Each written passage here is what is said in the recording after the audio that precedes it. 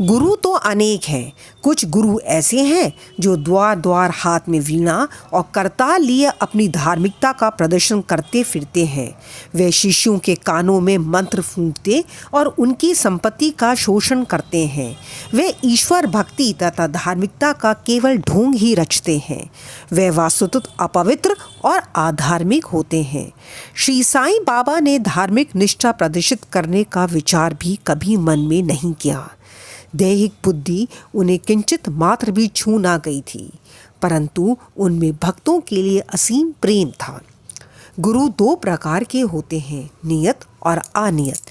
अनियत गुरु के आदेशों से अपने में उत्तम गुणों का विकास होता तथा चित्त की शुद्धि होकर विवेक की वृद्धि होती है।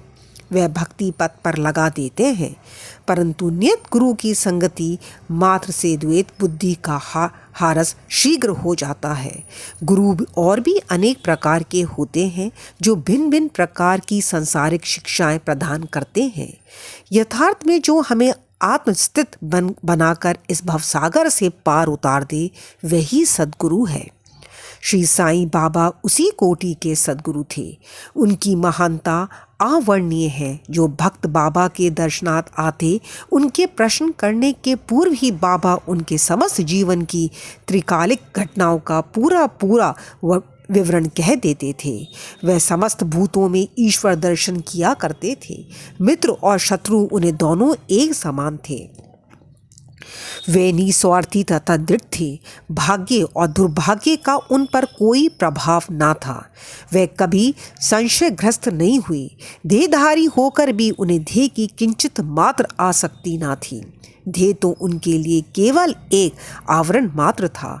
यथार्थ में तो वे नित्य मुक्त थे। वे शिरडीवासी धन्य हैं जिन्होंने श्री साईं बाबा की ईश्वर रूप में उपासना की। सोते जागते, खाते पीते, वाड़े या खेत तथा घर में अन्य कार्य करते हुए भी वे लोग सदैव उनका स्मरण तथा गुणगान करते थे। साईं बाबा के अतिरिक्त दूसरा कोई ईश्वर वे मानते ही ना थे। शिरडी की नारियों के प्रेम की माधुरी का तो कहना ही क्या है। वे बिल्कुल भोली भाली थीं। उनका पवित्र प्रेम उन्हें ग्रामीण भाषा में भजन रचने की सदैव प्रेरणा देता रहता था। यद्यपि वे शिक्षित ना थीं, तो भी उनके सरल भजनों में वास्तविक काव्य की झलक थी। यह कोई विद्वता ना थी, वरन उनका सच्चा प्रेम ही इस प्रकार की कविता का प्रेरक था।